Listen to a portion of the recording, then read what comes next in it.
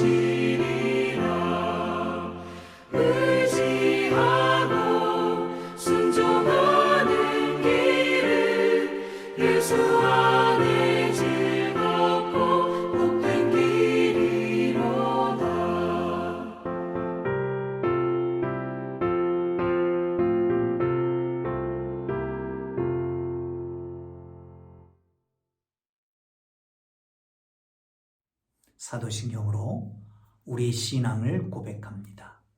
나는 전능하신 아버지 하나님 천지의 창조주를 믿습니다. 나는 그의 유일하신 아들 우리 주 예수 그리스도를 믿습니다. 그는 성령으로 잉태되어 동정녀 마리아에게서 나시고 본디오 빌라도에게 고난을 받아 십자가에 못 박혀 죽으시고 장사된 지 사흘 만에 죽은 자 가운데서 다시 살아나셨으며 하늘에 오르시어 전능하신 아버지 하나님 우편에 앉아 계시다가 거기로부터 살아있는 자와 죽은 자를 심판하러 오십니다. 나는 성령을 믿으며 거룩한 공교회와 성도의 교제와 죄를 용서받는 것과 몸의 부활과 영생을 믿습니다. 아멘.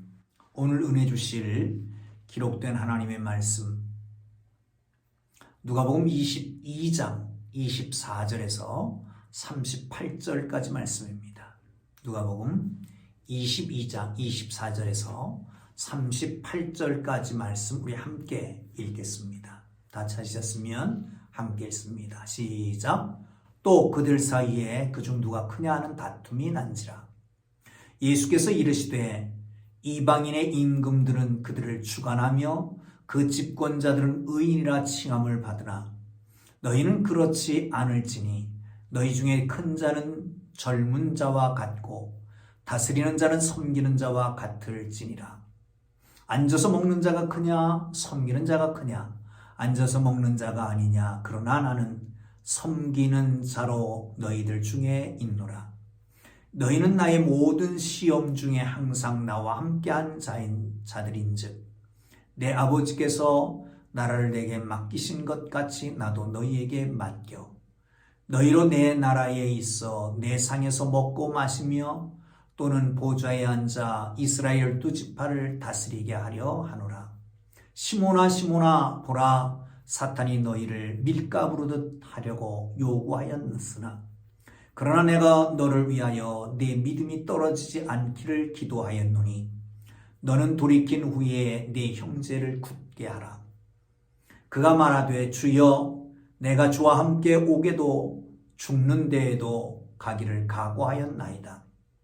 이르시되 베드로야 내가 네게 말하노니 오늘 닭 울기 전에 네가 3번 나를 모른다고 부인하리라 하시니라. 그들에게 이르시되 내가 너희를 전대와 배낭과 신발도 없이 보내었을 때에 부족한 것이 있더냐? 이르되 없었나이다. 이르시되 이제 전대 있는 자는 가질 것이요 배낭도 그리하고 검없는 자는 겉옷을 팔아 살지어다. 내가 너에게 말하노니 기록된 바 그는 불법자의 동료로 여김을 받았다 한 말이 내게 이루어져야 하리니 내게 관한 일이 이루어져 가미니라. 그들이 여짜오되 주여 보소서 여기 검둘이 있나이다. 대답하시되 족하다 하시니라. 아멘. 예물 드리신 분들 계십니다. 1000번째 정홍지 권사님, 김두리 권사님, 임영화 권사님 드리셨습니다. 기도합니다. 살아계신 하나님, 주님을 바라봅니다. 주님을 따라갑니다. 주님을 의지합니다. 주의 뜻을 이 땅에 이루기를 원합니다. 오 주님, 저희들과 함께 하시고 저희들을 돌보시고 저를 인도하여 주옵소서. 오 주님, 간절히 주님 원하오니 하나님의 뜻에 합한 삶을 살고 하나님의 영광 드러내며 살아가도록 도와주시기를 원합니다. 지도자 부재에 있는 이때에 진정한 지도자 섬김의 리더십을 가질 수 있도록 인도하여 주옵소서. 예물 드리는 손길에 함께 하옵소서. 하늘의 신령한 은혜 땅에 기름진 것으로 채워 주옵소서. 주의 뜻을 분별할 수 있는 눈을 허락하여 주시고 들을 수 있는 귀를 허락하여 주시며 이 땅에서 주님 영광 위에 살아가도록 인도하여 주옵소서. 예수님 귀하신 이름으로 기도합니다. 아멘. 할렐루야. 하나님의 은혜와 사랑이 평안이 여러분 모두에게 함께하기를 주님 이름으로 축복합니다. 오늘 본문은 예수님의 만찬자리에서 지속되고 있는 말씀입니다. 어제 말씀 중에 바로 위에 부분에 함께 손을 넣는 자, 그래서 손을 넣는 자가 나를 팔리라 라고 말씀하신 후에 제자들 중에 논쟁이 생겼습니다. 우리 중에 이 일을 행할 자가 누구냐? 다툼이 일어났습니다. 그런데 같은 선상에서 24절에 이렇게 말씀하는 거죠. 또 그들 사이에 그중 누가 크냐 하는 다툼이 난지라. 예수님 마지막 만찬을 마치시고 나진 다음입니다. 그러면 십자가로 한 걸음 더 나아갔습니다. 이쯤에서 예수님께서는 그 제자들에게 예수님의 십자가와 고난을 준비시킬 필요가 있었습니다. 왜냐하면 전쟁은 편안할 때 준비하는 것이기 때문에 그렇습니다. 십자가와 고난의 때를 맞이할 준비를 시키는 것이지요. 그런데 그들은 예수님 팔자가 누구냐, 우리 중에 그 일을 행할 자가 누구냐, 같은 맥락에서 우리 중에 큰 자가 누구냐라고 하는 다툼이 일어나게 된 것입니다. 사랑하는 성도 여러분, 서로 배신자를 의심하다가 이제는 서로 도와주는 것이 아니라 경쟁하고 싸워서 승리하는 마음가짐이 팽배해 있었습니다. 누가 크냐를 두고 다투는 일은 계속되어 왔습니다. 특별히 예수님께서 마지막 예루살렘으로 향하는 길에서 3번씩 당신이 예루살렘에 올라가면 잡히고 그리고 고난당하고 3일 만에 부활할 것을 말씀해 오는데 그때마다 누가 크냐라고 하는 다툼이 있었습니다. 사랑하는 성도 여러분, 놀랍지 않습니까? 예수님은 이제 순환을 예고하고 있는데 당신의 몸을 찢고 당신의 피를 쏟아부어서 온 인류를 구원하고 자기들을 구원하기 위한 비장한 말씀을 하고 있는데 그것을 듣고 나서 각자 권리를 주장하고 있다라고 하는 것입니다. 사랑하는 성도 여러분, 하나님의 나라의 법, 규율, 법칙은 승자승이 아닙니다. 약육강식이 아닙니다. 큰 자가 작은 자를 섬기는 것이고 어쩌면 섬김이 최고의 미덕인 것입니다. 사랑하는 성도 여러분, 내려놓음을 통해서 얻게 되는 역설적인 나라가 하나님의 나라입니다. 여러분, 마음에 하나님의 나라가 이루어졌습니까? 평안하기를 원합니까? 기쁨이 넘치기를 원합니까? 그 나라가 더 커지기를 원합니까? 그러면 내려놓으십시오. 낮아지십시오. 그리고 하나님의 나라가 여러분의 마음속에, 여러분의 가정 속에 있는 곳에 이루어지기를 주님의 이름으로 축복합니다. 25절을 보겠습니다. 예수께서 이르시되 이방의 임금들은 그들을 주관하며 그 집권자들은 은인이라 칭함을 받으나 너희는 그렇지 않을지니 너희 중에 큰 자는 젊은 자가 되고 다스리는 자는 섬기는 자와 같을지니라. 아멘. 이방인의 임금들은 로마의 황제들을 일컫습니다. 여기 의인들이라고 하는 것은 지중해 동쪽 연안의 그리스 로마 사회의 왕이나 지도자들에게 붙여지는 호칭이었습니다. 로마 황실의 혜택을 누립니다. 축제를 벌여주고 그리고 운동 경기를 개최해 줍니다. 식량을 하사하기도 하고 세금을 감면해 주기도 합니다. 경제적인 혜택을 베풀게 되는 거지요. 여러분, 여기에 의인이라고 하는 것은 그런 의미가 있습니다. 의인은 공헌자라고 하는 것입니다. 국가 발전에 지대한 공헌을 한 사람들을 말합니다. 그들에게는 특혜가 있습니다. 뿐만 아니라 의무조항도 있는 거지요.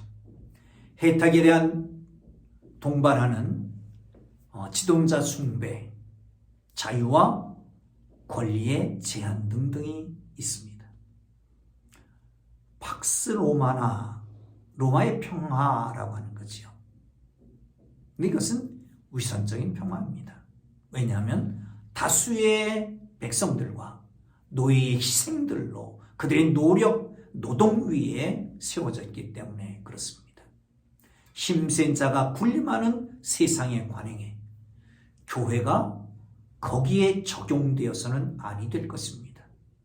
큰 사람은 젊은 자, 곧 더 어린 자, 더 낮은 자가 되어야 되는 겁니다. 즉 너희는 더 높은 자가 되기를 원하느냐? 낮아져라 라고 하는 거죠. 다스리는 자가 되기를 원하느냐? 섬기는 자가 되어야 하라. 왜냐? 27절에는 예수님이 직접 행하신 것을 보여줍니다. 앉아서 먹는 자가 크냐? 섬기는 자가 크냐? 앉아서 먹는 자가 아니냐? 그러나 나는 섬기는 자로 너희 중에 있노라. 앉아서 먹고 섬김을 받아야 마땅하지만 내가 서 있었다. 섬겼다는 겁니다. 이게 바로 마지막 만찬 자리에서 얘기잖아요. 제자들의 발을 씻겼습니다. 일어나서 떡을 나누어 줬습니다. 그리고 잔을 채워서 돌려주었습니다. 섬기는 자로 예수님이 서 계셨다는 것입니다. 사랑하는 성도 여러분, 그렇습니다. 우리는 제자들입니다. 제자는 선생님이 한 대로 하는 것입니다. 우리는 종입니다. 예수님은 주인이십니다. 종은 주인을 본받아야 합니다. 주인이 하라는 대로 시키는 대로 해야 되는 것이죠. 사랑하는 성도 여러분, 으뜸이 되고자 하십니까? 섬기십시오. 낮아지십시오. 좀 더 낮은 자로, 좀 더 어린 자로 서는 하나님의 사람들을 뒤어서 하나님이 높여주는 복된 삶이 되기를 주님의 이름으로 축복합니다. 할렐루야. 28절을 보실까요? 시작. 너희는 나의 모든 시험 중에 항상 나와 함께한 자들인즉 내 아버지께서 나를 내게 맡기신 것 같이 나도 너희에게 맡겨 너희로 내 나라에 있어 내 상에서 먹고 마시며 또는 보좌에 앉아 이스라엘의 12지파를 다스리게 하노라. 나의 모든 시험 중에 항상 함께 있었다. 예수님이 시험 받으셨던 큰 시험은 공생애를 시작할 때 광야의 시험이었습니다. 그때는 제자들을 부르기 전이었기 때문에 제자들은 거기 없었습니다. 그 후에 예수님이 제자들을 부르시고 난 다음에는 갈릴리에서든지 여정에서든지 예루살렘에서든지 유대 지도자들과 대결할 때든지 사탄에게 사로잡혀 있는 자들에게서 대면에서 그를 내쫓을 때든지 제자들과 예수님은 늘 함께 그 현장에 있었다는 겁니다. 뿐만 아니라 12제자를 파송하고 70인 제자를 파송할 때에 귀신을 쫓아내는 권세도 주셨고 그리고 맞닥뜨려서 집권자들과 대면하는 그런 상황도 없지 않아 있었습니다. 제자들은 예수님과 함께 현장에 있었습니다. 예수님의 위험과 위협 함께 당했습니다. 사랑하는 성도 여러분, 이게 바로 사도들의 정체성에 기초한 것입니다. 이들은 예수님께 위임된 그 나라를 위임받게 될 것입니다. 하나님께서 예수님께 주신 그 나라를 이제 예수님께서는 제자들에게 주실 것입니다.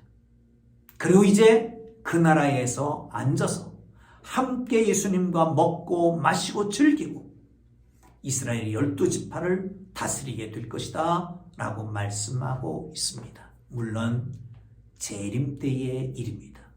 종말의 일입니다. 예수님의 통치에 동참한다라고 하는 것입니다. 사랑하는 성도 여러분, 이 땅에서 전부 보상을 받을 생각은 안 하는 게 좋습니다.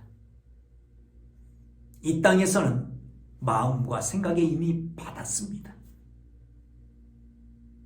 저 하나님 나라에서는 더 구체적으로 받게 될 것을 믿으시기를 축원합니다. 함께 앉아서 먹는다, 가장 친밀한 관계예요. 다스린다, 이건 권력을 주셨다는 거예요. 예수님과 친밀한 관계 속에 또한 권력을 주셔서 온 나라 12지파를 다스리는 그런 놀라운 축복이 여러분 속에 있기를 주님의 이름으로 축원합니다.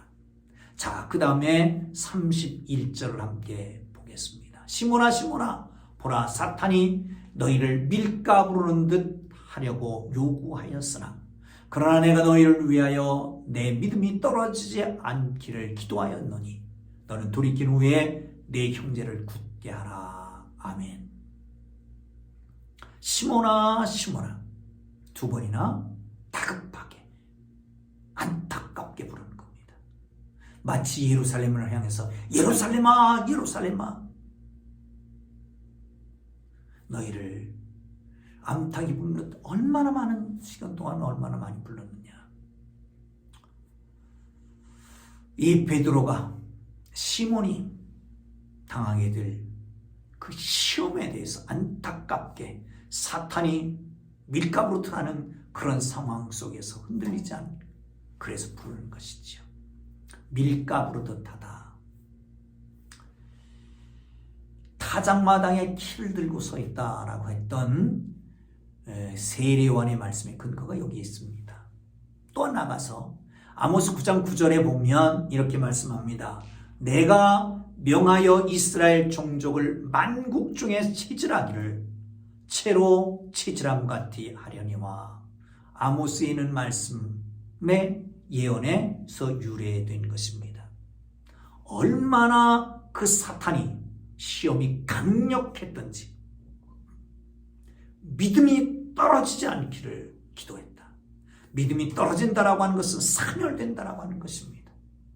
여러분, 사탄은 우리의 믿음을 사멸하려고 아주 없애버리려고 우리에게 다가와서 시험합니다. 그러나 예수님을 꼭 붙잡으십시오. 예수님께서 말씀하십니다.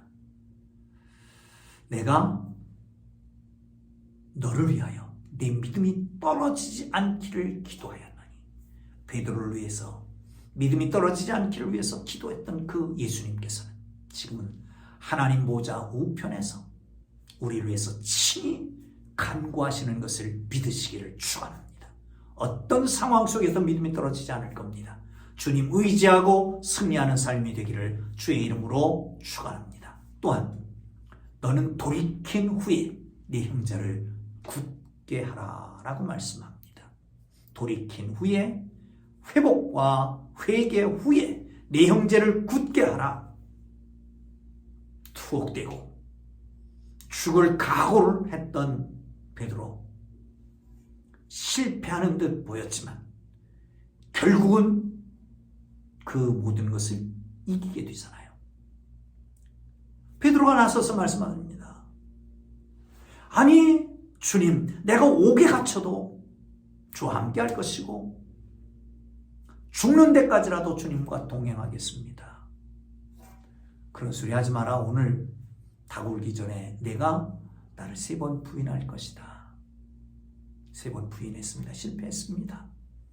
그러나 예수님은 실패했다고 버리지 않습니다. 끝까지 붙잡고 기도하고 계시는 것입니다. 사랑하는 성도 여러분, 그렇습니다. 절대로 낭망하지 마십시오. 우리 예수님은 절대로 우리를 버리지 않습니다. 피와 살을 다 쏟아져 주신 그 예수님이 어떻게 그 사랑하는 아들, 딸을 버리겠습니까? 중보하시면서 실패해도 다시 일어날 걸 기대하고 지금 실패한 것 그걸 보지 아니하시고 회복될 그날을 바라보시는 걸 믿으시기를 축원합니다. 35절에서 38절까지는 이런 말씀입니다. 이제는 전대 있는 자는 가질 것이요 배낭 있는 자는 또 그리할 것이다. 옷 가지고 있는 자는 옷을 팔아서라도 검을 사라. 처음과 다르잖아요. 12제 자발송만세 실시민 파송할 때 다 가지고 가지 말았다. 그러나 내가 부족한 게 있었더냐. 그러나 이제는 사역의 환경이 바뀌었다는 겁니다. 이거는 어쩌면 무력을 합법화하는 것이 아닙니다. 무력의 투쟁을 요구하는 것도 아닙니다. 무장 봉기를 하라고 하는 것도 아닙니다. 엄중한 위험을 경고하는 것입니다. 이사야 53장 12절의 말씀처럼 예수님이 불법자와 동료로 취급받습니다. 제자들도 그랬습니다. 불법자는 멋대로 폭력을 행사합니다. 사랑하는 성도 여러분, 예수님의 말씀을 제대로 이해하지 못했던 제자들은 여기 검술이 있습니다. 예수님 말씀합니다. 그걸로 족하라. 이 말은 무슨 말일까요?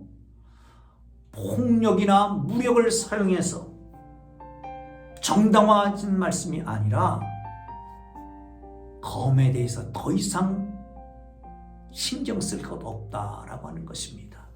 여러분, 준비된 고난이라면 상황을 바꾸려고 하지 말고 고쳐달라고 하지 말고 고난을 이길 수 있는 영적 준비를 할 수 있기를 주님의 이름으로 축복합니다. 검을 준비해야 됩니다. 성령의 검, 곧 말씀을 준비하는 하나님의 사람들 되기를 주의 이름으로 축원합니다. 기도합니다. 이제는 우리 구주 예수 그리스도의 은혜와 하나님 아버지의 극진하신 사랑하심과 성령님의 감화와 감동, 위로, 인도, 역사, 교통하심이 주님 앞에 서서 주의 뜻을 따라 섬김의 리더십을 가지고 살아가는 주의 백성들 위해 이제로부터 영원토록 함께 계시기를 간절히 축원하옵나이다. 아멘. 우리 주님 부르고 기도하시다가 자유롭게 일어나십니다. 여러분, 몸이 불편한 정광화 장로님, 또한 유일상 집사님, 조순자 권사님 위해서 기도해 주시기를 바랍니다. 슬픔 당한 가정을 위해서 기도해 주시고요. 저 우크라이나의 사태를 위해서 기도해 주세요. 침략 전쟁이 끝나고 무고한 생명이 살상되지 않도록 위해서 기도해 주십시오. 정말 구호의 손길이 넉넉하게 하시고 선교사들의 사명을 잘 감당할 수 있도록 선교사들 위해서 기도해 주시면 좋겠습니다. 빨리 침략 전쟁이 종식되기를 위해서 기도해 주시죠. 기도하겠습니다. 주님으로 기도합니다. 주여, 주여, 주여.